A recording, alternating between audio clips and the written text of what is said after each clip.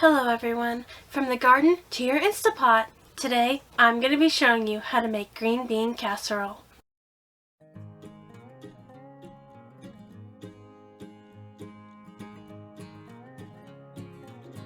Of course, if you're using garden-grown green beans, the first step is to pick them.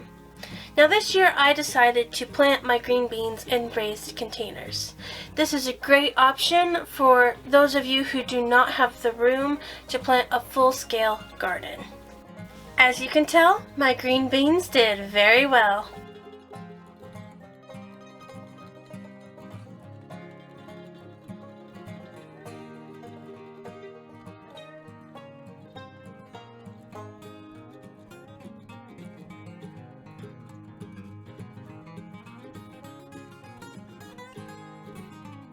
Before I started picking my green beans, I wanted to show you what the bugs did to my plant leaves.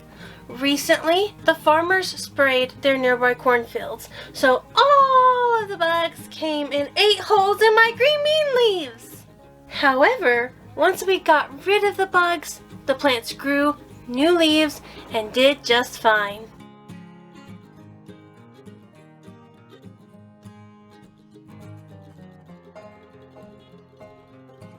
Now it's time to harvest our beans. The best way to do that is find the ones that are large enough to be snapped. They should be about as big around as a pencil. Next, grab it close to the rest of the plant and snap it off.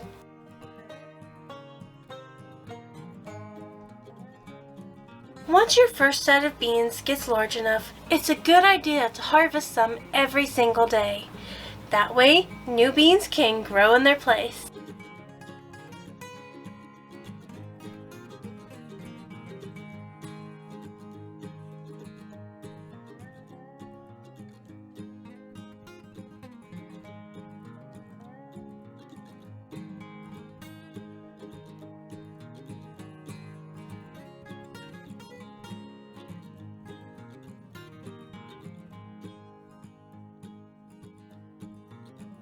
Now that you have your green beans picked, it's time to start snapping. Start by snapping off the two ends of the bean. Then toss these aside to be composted or fed to your chicken. Next, snap the bean into 3 parts.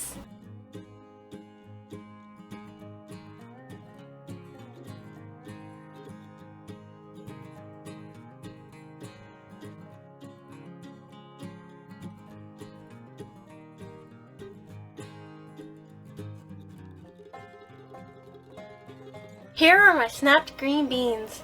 Now I'm going to take them and give them a good rinse, and I'll be right back. Time to prepare our other veggies. First up is the potato. This has been washed and now we're ready to cut. I found that the best way to cut these potatoes was to cut lengthwise, then turn it and cut into small slices.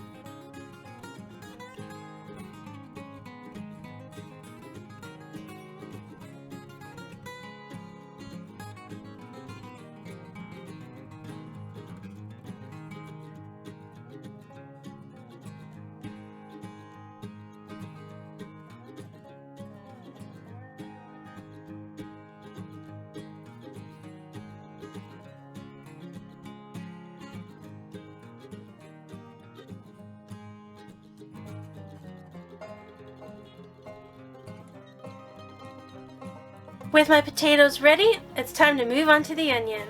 I'm simply going to peel and chop it and add it to my potatoes. As you can see, I roughly chopped my onion, but I wanted to take this time to remind you, do not throw your peels away. Keep them in a bag so you can use them to make broth later. Now, I like to add a little meat to my beans and potatoes. You could use bacon or even smoked sausage. But today, I'm going to be using ham. I'm going to go roughly chop this up and I'll be right back.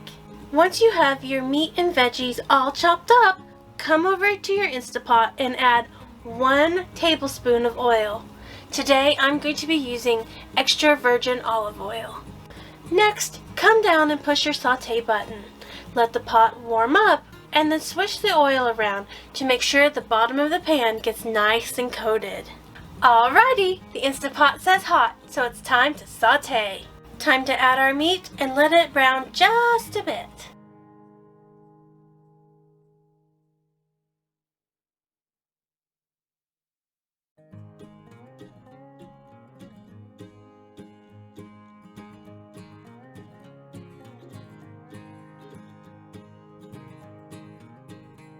Now that my meat is browned the way I want it, I'm going to add 1 tablespoon of minced garlic, followed by my chopped onions,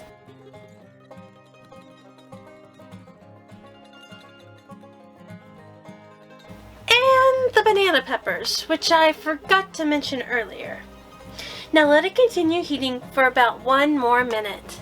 Adding your veggies like this allows their flavor to blend with that of the meat. Alright, our minute's up. So now we're going to add 2 cups of chicken broth.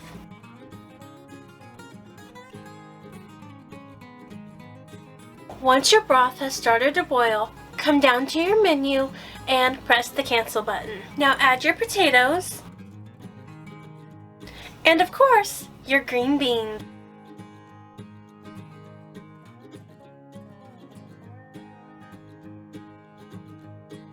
It already looks yummy, but wait, we're not finished yet.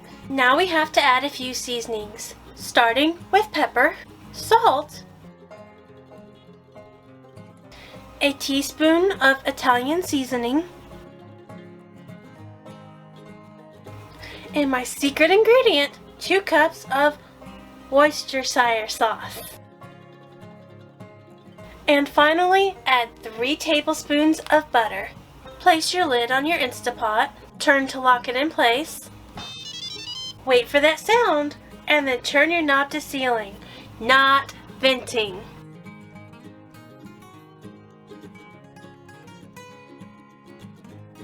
Come down to your option menu and press pressure cook or manual and set the timer for 8 minutes. Now, it might take a couple minutes, but here in a little bit your machine will beep and the screen will read on. Let it naturally release for 5-6 minutes, then twist this knob to venting.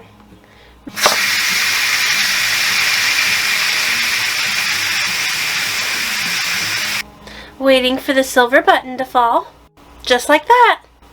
And before you open your InstaPot, be sure to press the cancel button.